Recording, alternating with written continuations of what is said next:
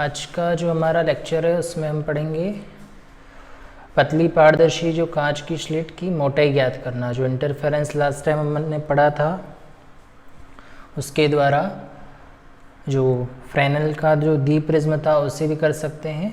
तो इंटरफेरेंस का यूज़ करके अपन कोई भी पतली जो पारदर्शी फिल्म है या कांच की शीट है उसकी मोटाई अपन ज्ञात कर सकते हैं, तो वो पढ़ेंगे। और दूसरा हमारा टॉपिक होगा पतली फिल्म में व्यतिकरण। ठीक है, सो सबसे पहले अपन देखते हैं ये डबल स्लिट जो एक्सपेरिमेंट है उसके अंदर अपन अगर इंसर्ट कर दे थीन पतली ट्रांसपेरेंट ग्लास शीट, जो पारदर्शी ग्लास शीट है वो अगर अपन उसके अंदर रख दें तो अपन इसकी सहायता से उसकी मोटाई स्मॉल टी है और जो रिफ्रैक्टिव इंडेक्स है वो म्यू है।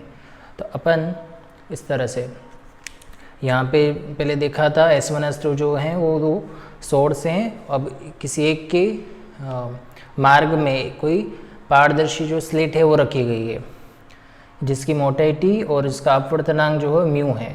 तो हम इसकी मोटाई ज्ञात कर सकते हैं।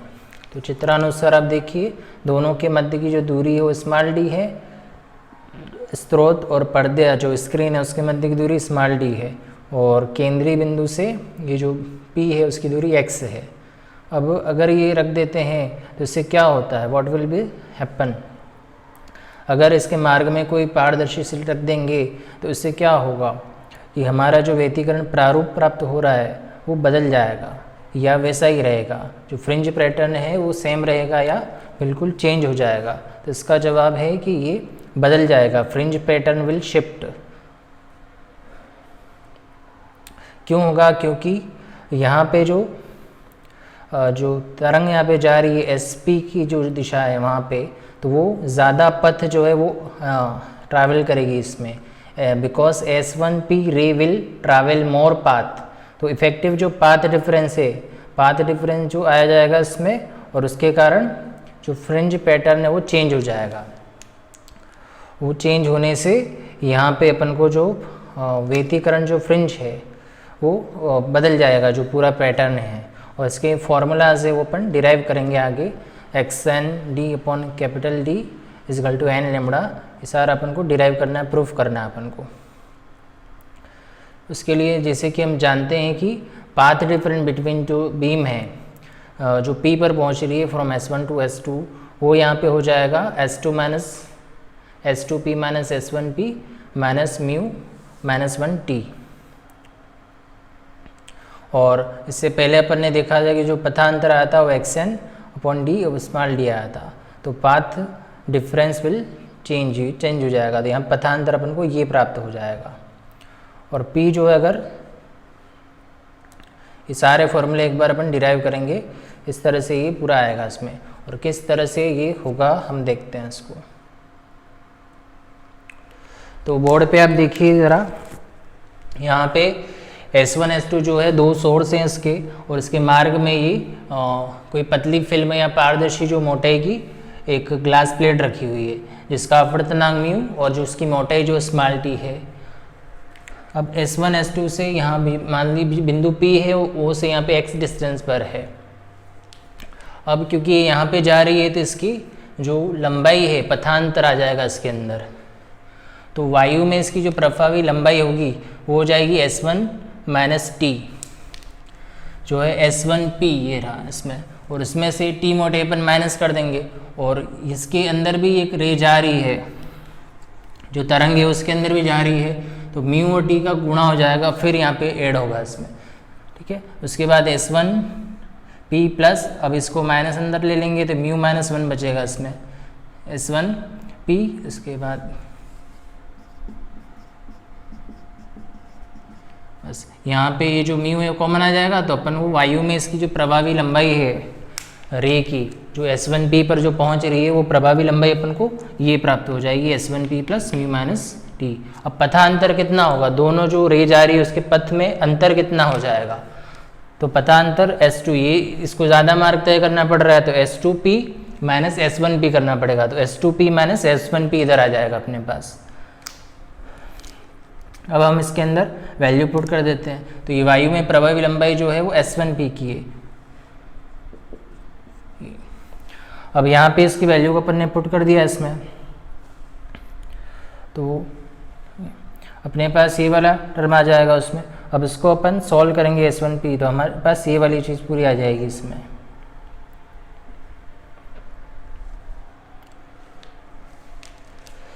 यहाँ तक आगे वायु में इसकी जो प्रभावी लंबाई होगी पथ की, वो वाली ये वाली पूरी हो जाएगी। अब पथांतर जो होता है वो ये होता है S2P माइनस S1P, बड़े वाला में छोटा वाला जो होगा वो माइनस करेंगे तब आ जाएगा इसमें।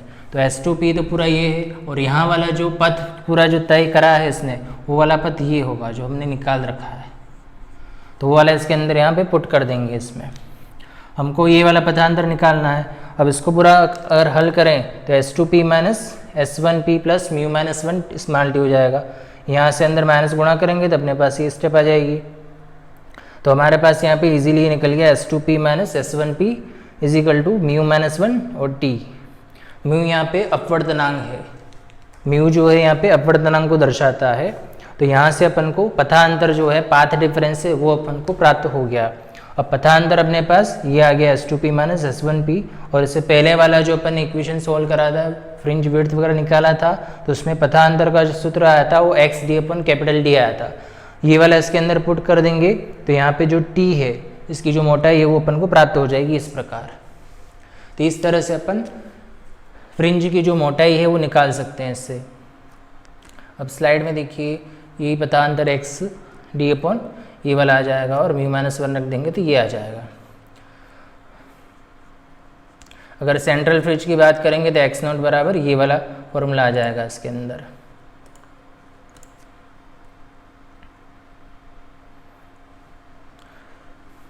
तो इसका ये मतलब हुआ कि it means that introduction of the plate in the path of one of the interfering beam, तो ये जो पूरा जो फ्रिंज विड्थ है उसको ही डिस्प्लेस कर देता है इसमें, इसके अंदर रखेंगे तो।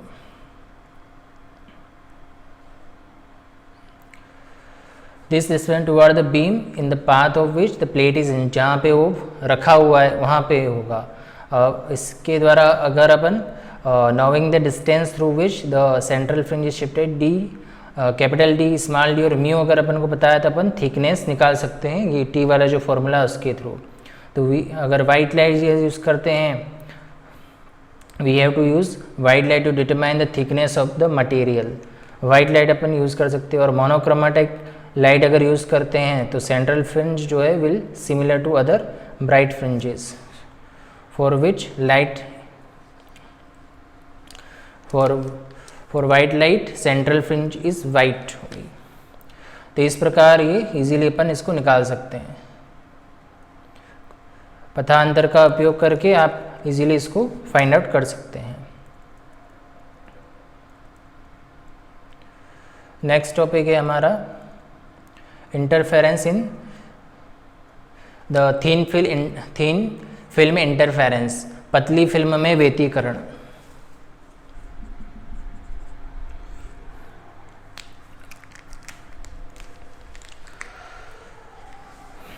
अगला जो टॉपिक है हमारा वो है थीन फिल्म इंटरफेरेंस, पतली फिल्म में व्यतिकरण। अभी थीन फिल्म या पतली फिल्म क्या होती है, तो जिस तरह से ये साबुन का जो बुलबुला दिख रहा है, तो इसके अंदर दो लेयर से, अपर और जो अंदर दो लेयर है, ऊपर की और आंतरिक जो लेयर है, इसके बीच में साबुन के घोल का पूरा माध्यम है। तो दो सतहों से घिरी हुई जो फिल्म है, दो सतहों के बीच में ये जैसे थीन फिल्म जो है, दो पैरेलल समांतर जो सतह है उससे घिरा हुआ है ये, तो ये थीन फिल्म होती है। चित्र बोर्ड पे आप देखें तो यहाँ पे दो सतह आपको दिख रही है, अपर और लोअर। तो इसके ऊपर जैसे ही लाइट जो गिर रही है तो ये ऊपर वाली जो लाइट है वो रिफ्लेक्ट होती है, और एक जो है वो अपवर्तित हो जाती है, फिर नीचे वाली जो सतह है उससे फिर रिफ्लेक्ट होगी। इस तरह से दो तरंगे एक ही माध्यम में आगे की ओर बढ़ती हैं, और इस प्रकार इंटरफेरेंस फ्रिंज अपन को प्राप्त होती है। तो दो सतहों से घिरी हुई जो ये या किसी अपारदर्शी माध्यम से घिरी हुई दो सतह हैं जिनकी मोटाई बहुत कम होती है, थीन फिल्म होता है। जैसे साबुन का बुलबुला है, या किसी सतह के ऊपर जैसे पेट्रोल वगैरह है गिरा हुआ है, या जो पानी है उसके ऊपर तेल बिखरा हुआ है, तो ये सारे थीन फिल्म हैं। अब इसके अंदर भी इंटरफेरेंस होता है। यहाँ पे जो फेज डिफरेंस होता है, रिफ्लेक्टेड वेव जो है उसके अंदर डिफरेंस आने की वजह से ये रंगीन बैंड जिस तरह के अपन को यहाँ पे दिखाई देते हैं इसमें। ये थीन फिल्म है, इस तरह की होती है। इसमें दोनों तरफ एयर है और बीच में ये फिल्म है इस तरह का, और कोई भी ये अपारदर्शी या पारदर्शी माध्यम है इसमें। और बाहर जो एयर है वो तो विरल है, रेयर मीडियम है, अंदर ये वाला पूरा डेंसर मीडियम है। अब इसके ऊपर इस तरह से ये रे आती है। अब एक चीज़ यहाँ पे मोस्ट आप ध्यान रखिएगा कि कभी भी जिस तरह से यहाँ पे एयर जो है, ये ऊपर वाला जो है पूरा मीडियम जो है वो रेयर मीडियम है, विरल माध्यम है, और अंदर ये पूरा सघन माध्यम है। तो सघन माध्यम से जब भी ये परावर्तित होती है, कोई भी किरण या रे जो है परावर्तित होती है, तो उसका जो फेज है, कला है, उसमें अंतर आ जाता है। जिस तरह से यहाँ पे जो रे अपने पास आई और दूसरी वाली जो रे यहाँ से टकरा के गई, जो रिफ्लेक्शन हुआ इसमें, तो रे one undergoes phase change on reflection. तो जो पहली वाली जो किरण है इसके अंदर 180 डिग्री या पाई का फेज चेंज हो जाता है, पथांतर हो जाता है। यहाँ पे एन जो है वो अपवर्तनांक को दर्शाता है, और फिल्म का अपवर्तनांक अधिक है, मतलब अधिक अपवर्तनांक वाला जो माध्यम है उसकी सतह से जब भी कोई प्रकाश की रे जो है, लाइट है, वो परावर्तित होती है तो उसका जो फेज़ है वो चेंज हो जाता है। कितना होगा? 180 डिग्री। इसके अंदर फेज़ या कला जो है 180 डिग्री चेंज हो जाती है, और पथांतर λ/2 आता है उसमें। ये बात ध्यान रखिएगा। अब यहाँ से टकराने के बाद ये अंदर वाली जो सतह है, दूसरी सतह, उससे रिफ्लेक्ट होती है, तब यहाँ पे कोई भी फेज चेंज नहीं होगा। रे जो डेंसर मीडियम है उसी की जो सतह है, या यूँ बोल सकते हैं कि नीचे जो है एयर है, तो यहाँ पे जो विरल माध्यम है उसकी सतह से अगर परावर्तन होता है तो कोई भी फेज चेंज नहीं होता, कला में कोई अंतर नहीं होता है। जो रे वन है हमारे पास, यहाँ पे रे आई, और ये जो है सघन माध्यम है, सघन माध्यम से परावर्तन होने पर इसका जो फेज़ है, कला है, उसके अंदर पाई का चेंज आ जाएगा। और जो विरल माध्यम है उससे अगर ये परावर्तित होती है जो रे जो है 2 does not undergoes a phase change on reflection. तो अगर रेयर मीडियम जो है उससे अगर रिफ्लेक्शन होता है तो कोई भी फेज चेंज नहीं आता है। ये होगी रे नंबर 2। अब यहाँ पे रिफ्लेक्टेड 1 और 2 है। अब यहाँ पे कौन सा इंटरफेरेंस होगा, ये तो इस पर डिपेंड करेगा कि ये सेम फेज में मिल रहे हैं या अपोजिट फेज में। डिस्ट्रक्टिव होगा या कंस्ट्रक्टिव, दो तरह के इंटरफेरेंस होते हैं, संपोषी और विनाशी। अब यहाँ पे ये दोनों जो रे हैं माध्यम में आगे की ओर बढ़ेगी, रे 1 और रे 2 एक ही दिशा में जा रही है, और सोर्स भी इसका एक ही है। तो यहाँ पे ये जो पतली फिल्म है वो आयाम विभाजन का उदाहरण होता है। कला शब्द स्रोत प्राप्त करने के 2 मेथड थे, एक था तरंगाग्र का विभाजन, दूसरा था आयाम का विभाजन। तो ये आयाम विभाजन का उदाहरण है। अब कौन सा इंटरफेरेंस होगा इसके अंदर, वो निर्भर करता है कि ये समान कला में मिल रहे हैं या आगे जाके अध्यारोपण जो हो रहा है वो सेम फेज या अपोजिट फेज में अगर सुपरपोजिशन होता है तो उस पर डिपेंड करेगा इसमें। और अलग अलग जो वेव्स है उसके लिए अलग होता है। The wavelength in the film is different in air, अलग अलग होती है इसमें। अगर परपेंडिकुलर भी है तो यहाँ पे अगर मान लीजिए अगर बिल्कुल परपेंडिकुलर अगर इंसिडेंट होती है तो यहाँ पे अंदर ये 2t जो दूरी है वो तय करेगी इसमें, और 180 डिग्री का फेज चेंज होगा, और λ/2 का जो यहाँ पे पथांतर है वो इसके अंदर उत्पन्न हो जाता है जब ये सघन माध्यम से परावर्तित होती है कोई भी। इसको स्टोक का नियम भी कहा जाता है। अब इसमें कौन सा इंटरफेरेंस होगा तो ये पथांतर पर ही डिपेंड करेगा इसमें। अगर अब इस तरह ये फॉर्मूले अपन डिराइव करेंगे आगे, तो इसके अंदर we will get destructive interference when path difference है इंटीजर नंबर ऑफ वेवलेंथ। अगर वेवलेंथ का इंटीजर नंबर है तो अपन को डिस्ट्रक्टिव अर्थात विनाशी व्यतिकरण इसके अंदर प्राप्त होगा। यहाँ पे 2n जो फिल्म लिख रखा है अपवर्तनांक और t इसकी मोटाई है। ये फॉर्मूला पूरा अपन डिराइव करेंगे आगे। और कंस्ट्रक्टिव अगर इंटरफेरेंस है तो उसके लिए ये जो हाफ इंटीजर नंबर होना चाहिए वेवलेंथ का। और इस तरह से दो फॉर्मूले आ जाएंगे इसमें, एक कंस्ट्रक्टिव इंटरफेरेंस के लिए, दूसरा डिस्ट्रक्टिव इंटरफेरेंस के लिए। अब किस तरह से ये आएंगे वो अपन आगे देखते हैं। इसमें पूरा ये वाला डिराइव करेंगे अपन। इसमें खास ये ध्यान रखिएगा कि जब ये जो रे है, प्रकाश की जो तरंग है या लाइट है, वो सघन माध्यम जो है यहाँ पे, उससे अगर परावर्तित होती है तो 180 डिग्री का फेज चेंज होता है और λ/2 का पथांतर आ जाता है। अब हम इस सूत्र को डिराइव करते हैं। यहाँ पे एस ए और टी वाला जो मार्ग वो प्रशस्त करेगी और दूसरी वाली जो यहाँ से परावर्तित अपवर्तित हो जाएगी और ए बी जो मार्ग है उस ओर गमन करेगी। अब यहाँ पे दोनों जो रेज है वो आगे जाके अध्यारोपित होगी और हमें व्यतिकरण जो प्रतिरूप वो प्राप्त होगा। अब यहाँ पे जो व्यतिकरण है वो कंस्ट्रक्टिव होगा, संपोषी होगा या विनाशी होगा, वो पता चलेगा पथांतर से। इन दोनों में पथ का जो अंतर है पथांतर वो कितना, उससे हमें ज्ञात होगा। तो हम इसमें पथांतर अगर ज्ञात करेंगे तो उससे हमको संपोषी और विनाशी जो व्यतिकरण है उसकी आवश्यक जो शर्त है वो प्राप्त हो जाएगी। तो यहाँ पे हम देखते हैं कि जो एस ए है यहाँ से परावर्तन के पश्चात यहाँ पे जा रही है और ये वाली इधर से परावर्तित होके फिर यहाँ पे जा रही है। तो ये जो दोनों तरंगे हैं वो यहाँ पे जो एन सी है यहाँ पर आने के बाद एक साथ जाएगी। तो इन दोनों के जो मार्ग है, पथ है, उसमें पथांतर कितना आ जाएगा, वो आ जाएगा ए एन। अब ये किस तरह से ज्ञात करेंगे कि पथांतर इसमें कितना हो जाएगा।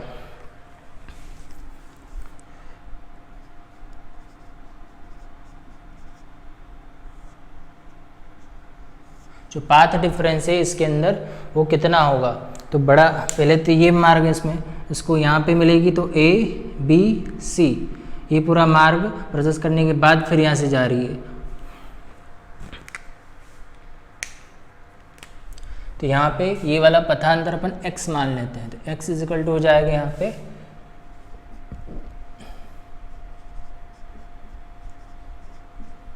क्योंकि ये माध्यम के अंदर से जा रही है तो अपवर्तनांक का गुणा हो जाएगा इसमें, और उसके बाद यहाँ से जा रही है तो इतना भाग इसमें, तो हमारे पास जो पथांतर होगा वो ये वाला होगा।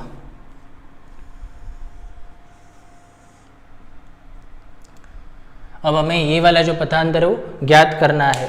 तो किस प्रकार हम ज्ञात करेंगे, देखिए। अब इसमें जो ए एन आ रहा है ये हम यहाँ पे जो त्रिभुज बन रहा है उससे आसानी से ज्ञात कर सकते हैं। तो हमारे पास यहाँ पे है त्रिभुज और अपवर्तनांक के लिए भी शर्त होती है।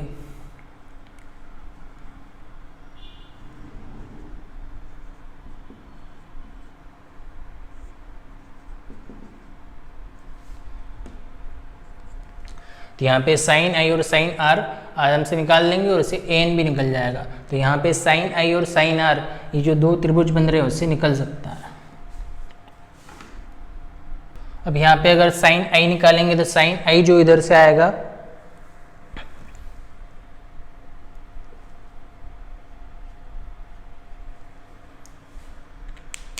तो यहाँ पे फॉर्मूला अपन लगा सकते हैं इस तरह से, साइन निकालना है तो लंब बटा आधार हो जाएगा। अब लंब जो होगा वो ये वाला होगा ए एन और आधार जो होगा वो ए सी हो जाएगा इसमें। उसी प्रकार से साइन आर आ रहा है तो यहाँ पर भी अगर लंब देखें तो वो हो जाएगा ए एम, और इसमें भी जो आधार होगा वो ए सी हो जाएगा। यहाँ पे अपन को पथांतर x अपन मान लिया तो यहाँ पे ए एन वाला अपन अगर निकाल लें और फिर इसका पूरा जो वैल्यूज दे रखे हैं बी बी सी सारे अगर निकालेंगे तो पथांतर आ जाएगा। उससे अपन को इसकी जो कंडीशन है वो पता चल जाएगी।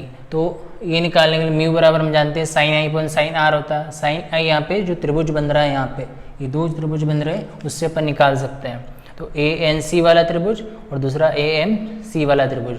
तो साइन आई बराबर सूत्र होता है लंब बटा कर्ण, उससे अपन निकाल सकते हैं। लंब यहाँ पे ए एन हो जाएगा और कर्ण ये वाला आ जाएगा। इसको हल करेंगे तो अपने पास मिल जाएगा A N upon A M.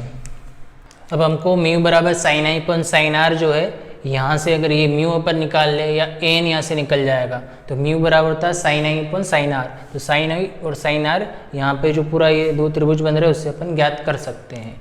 तो साइन आई जो है अपन निकालते हैं इसमें, तो साइन थीटा बराबर होता है लंब बटा, ये इस फॉर्मूले से आप देख, लंब बटा कर्ण होता है। तो यहाँ पे लंब जो होगा वो ये ए एन हो जाएगा और कर्ण जो है वो ए सी हो जाएगा। उसी प्रकार साइन जो आर है तो यहाँ पे जो लंब होगा वो इसके सामने वाली भुजा होती है तो ये वाला सी एम हो जाएगा, उसमें भी कर्ण जो आएगा वो ए सी वाला ही आ जाएगा। तो हमारे पास म्यू बराबर हो जाएगा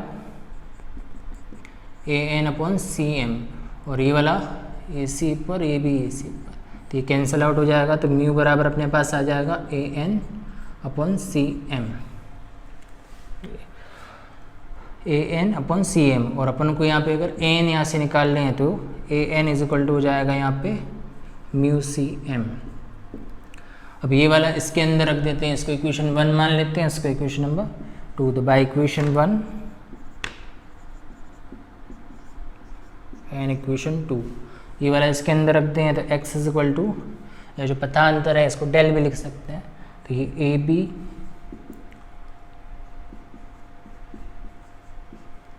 माइनस ए एन, तो A N is equal to ये वाला अपने पास आ गया, ये वाला इधर पुट कर दें। इसमें भी अपन म्यू और म्यू कॉमन है यहाँ पे, तो म्यू इधर बाहर निकाल देते हैं।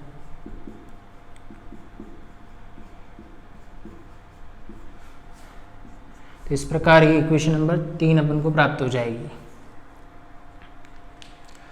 इसे देख लीजिए, यहाँ पे पदांतर अगर अपन निकाल लें तो अपन को कंस्ट्रक्टिव और डिस्ट्रक्टिव जो इंटरफेरेंस है उसकी आवश्यक शर्त अपन को प्राप्त हो जाएगी। तो पदांतर यहाँ पे हो जाएगा ये वाला, क्योंकि यहाँ से ये दोनों तरंग एक साथ जा रही हैं, दोनों में पथ में अंतर जो होगा वो इतना होगा। तो यहाँ वाला ज़्यादा पथ है, उधर कम है, तो अधिक में से कम को घटा देंगे। तो A B plus B C और माइनस ए एन हो जाएगा, क्योंकि ये म्यू अपवर्तनांक वाले माध्यम में जा रहा है इसलिए म्यू का गुणा करेंगे। अब यहाँ पे ए एन निकालना है तो म्यू बराबर हम जानते हैं स्नेल के नियम से sine i upon sine r होता है। साइन आई वगैरह अपन यहाँ से ये जो दो त्रिभुज बन रहे हैं उससे अपन निकाल सकते हैं, ए एन सी और एम सी वाला। उससे यहाँ पे ये रख देंगे, कैंसिल आउट हो जाएगा, फिर ए एन निकल जाएगा। ए एन वाला इक्वेशन 1 और 2 मान लीजिए, यहाँ पे रख देंगे, ये आ जाएगा। अब अपन को ये इसका वैल्यू निकालना है, ए बी बी सी और सी एम। अब हम यहाँ पे ध्यान से देखें तो यहाँ पे A B plus B C है, A B plus B C, ये पूरा यहाँ पे बन रहा है। अब अगर इसको अपन आगे बढ़ाते हैं तो यहाँ पे पी बिंदु मान लीजिए यहाँ पे जाता है, तो ये दोनों भुजाएं यहाँ पे बराबर हैं,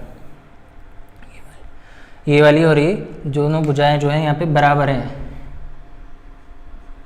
ये वाला आगे बढ़ा दिया तो ये वाली दोनों इक्वल है। तो यहाँ पे ए बी प्लस जो बी सी है, यहाँ पे ए बी और बी सी, तो ये वाली भुजा और ये वाली भुजा दोनों लगभग सेम है, ये भी सेम है यहाँ पे। तो हम यहाँ पे ये पूरा अगर ले लें तो उसके बराबर हो जाएगा, पी सी के इक्वल हो जाएगा ये पूरा। A B plus B C, A B plus B C, तो इसको इसके बराबर ही अपन आगे बढ़ा देंगे। ये त्रिभुजा अगर आगे बढ़ा दें तो यहाँ बिंदु P पर मिलेगी, तो ये पूरा A B plus B C के बराबर हो जाएगा। तो ये पी सी लिख सकते हैं इसको। सो एक्स इज इक्वल टू यहाँ पे हो जाएगा म्यू, और ये जो पूरा हो जाएगा पी सी, पी से लेके ये बिंदु सी तक हो जाएगा, और माइनस का सी एम अगर कर दें तो हमारे पास फाइनल जो मिलेगा ये सी एम यहाँ से माइनस, तो ये बचेगा पी एम ओनली।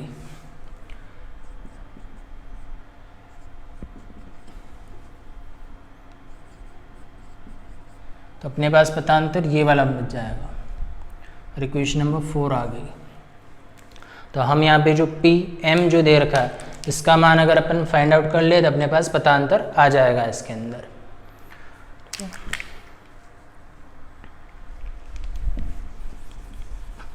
अब पी एम का मान ज्ञात करने के लिए हम देखते हैं यहाँ पे त्रिभुज ए पी एम से, ए पी और एम ये जो त्रिभुज बन रहा है उससे देखते हैं।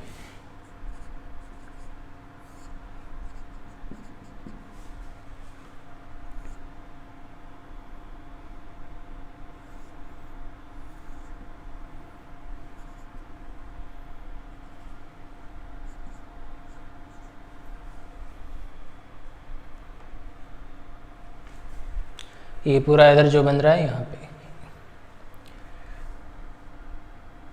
अब यहाँ पे देखें कि जो थीटा है तो यहाँ पे cos r, तो cos r इक्वल टू क्या हो जाएगा,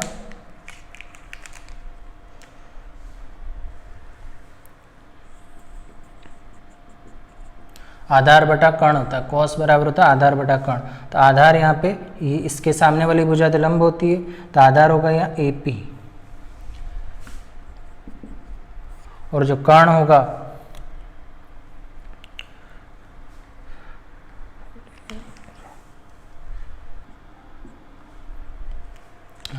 यहाँ पे ये वाला त्रिभुज अपन लेते हैं APM।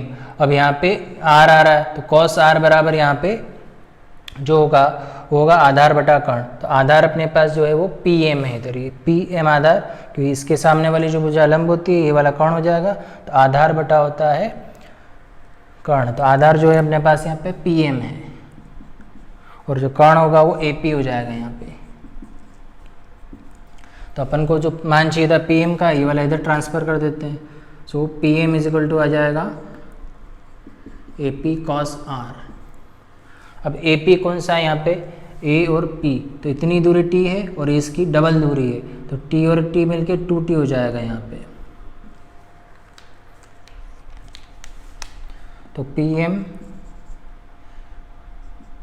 इज इक्वल टू हो जाएगा यहाँ पे 2T cos R। ये वाला मान इक्वेशन नंबर 4 में रख देते हैं।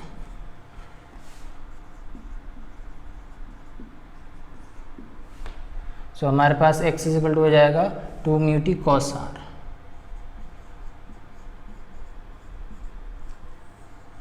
तो ये जो है हमारे पास पथांतर यहाँ पे प्राप्त हो गया अपन को। तो इस प्रकार जो पथांतर है वो अपन को यहाँ पे प्राप्त हो गया, लेकिन ये वास्तविक जो पथांतर है वो नहीं होगा, क्योंकि हम जानते हैं कि जो सघन माध्यम से जो पथांतर होता है तो उसमें पथांतर जो होता है λ/2 का आ जाता है, और कलांतर जो होता है वो पाई का कलांतर आ जाता है इसमें। तो यहाँ पे फेज चेंज हो जाएगा यहाँ पे, कितना पाई का, और जो पथांतरों का पाथ वो λ/2 का होगा। तो हमें इसमें से -λ/2 करना पड़ेगा, तब हमें वास्तविक पथांतर जो है वो प्राप्त होगा। तो वास्तविक जो पथांतर होगा इसमें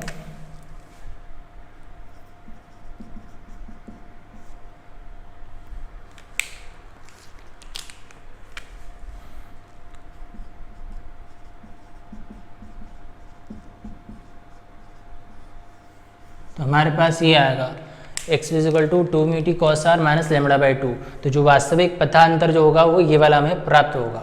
अब इसके आधार पर अपन संपोषी और विनाशी जो व्यतिकरण है उसकी जो शर्त है इसके लिए वो ज्ञात कर सकते हैं।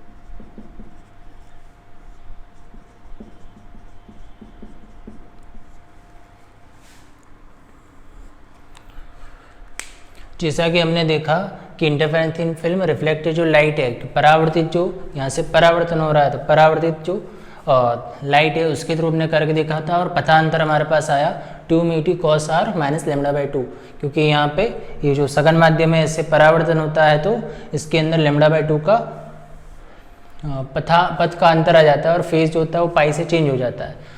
तो हमारे पास जो पैथ डिफरेंस है ये वाला आ गया। अब संपोषी व्यतिकरण और विनाशी व्यतिकरण इसके अंदर जो होगा उसके लिए अपन आवश्यक शर्त देखते हैं। तो संपोषी व्यतिकरण के लिए आवश्यक जो शर्त थी, तो पथांतर जो होना चाहिए वो λ/2 का इंटीजर सम गुणज होना चाहिए, λ/2 है उसका सम गुणज होना चाहिए, और इसके लिए होना चाहिए विषम गुणज। तो यहाँ हमारे पास पथांतर ये वाला है तो इसके सामने अपन रख देते हैं।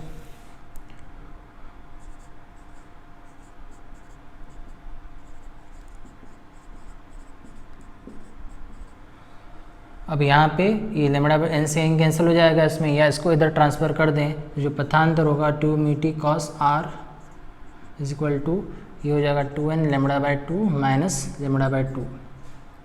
तो हमारे पास लेमड़ा बाय 2 जो है वो बाहर आ जाएगा और अंदर बचेगा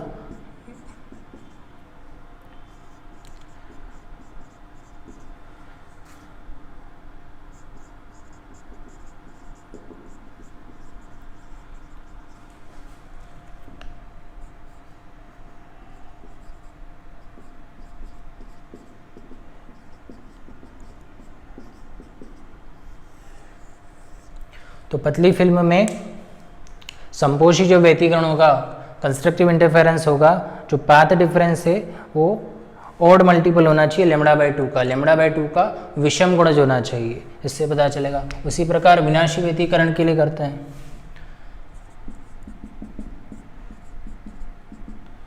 तो पता अंतर ये वाला ही आया अपने पास,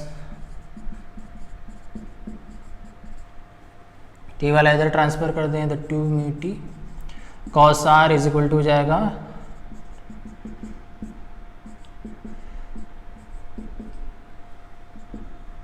तो इसको ओपन करेंगे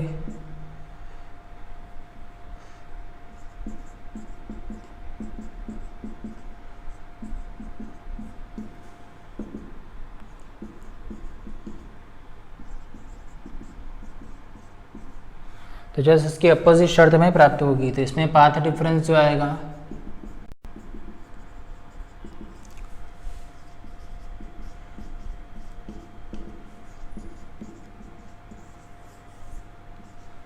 तो इससे हमें ज्ञात होता है कि जो पतली फिल्म होगी उसके अंदर इंटरफेरेंस के लिए जो शर्त होगी, संपोषी व्यतिकरण जो व्यतिकरण में पहले पढ़ा था, तो उसमें पथांतर जो होना चाहिए इवन मल्टीपल होना चाहिए लेमड़ा बाय 2 का, और विनाशी के लिए ऑड मल्टीपल या विषम गुण होना चाहिए लेमड़ा बाय 2 का।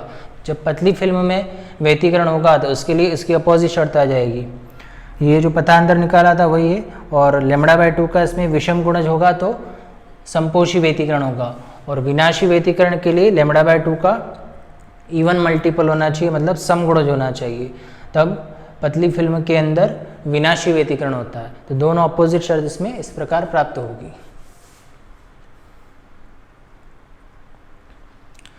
तो स्लाइड में आप देख सकते हैं यही फॉर्मूले हैं, बस सिंबल थोड़े अलग ले रखे हैं। तो इस प्रकार हमने देखा कि पतली फिल्म में व्यतिकरण इस प्रकार होगा और इसकी आवश्यक शर्तें अपन ने इस प्रकार निकालते हैं अपन ये।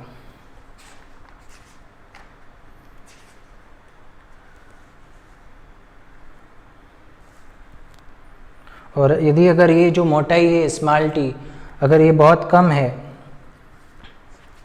तो हमको यदि फिल्म की मोटाई बहुत कम है तो प्रकाश तरंग दैर्ध्य के सापेक्ष भी अगर ये बहुत छोटी है तो दोनों जो परावर्तित किरणें हैं वो प्रभावी परार्थांतर लेमड़ा बाय 2 होगा, और जो फिल्म का वह बिंदु जो होगा वो अधिकतम है प्राप्त होगा इसमें। तो इस प्रकार हमने देखा कि पतली फिल्म में व्यतिकरण इस तरह से होगा। यदि हम इसमें कलांतर अगर निकालना चाहें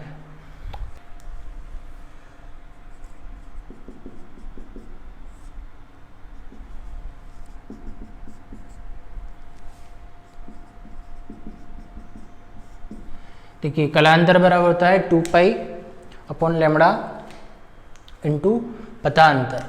तो कलांतर के लिए ये वाला सूत्र आ जाएगा, पथांतर इसमें 2 मीटी कॉस आर। तो पतली फिल्म में जो कलांतर होगा हम उनको इस तरह से प्राप्त होगा।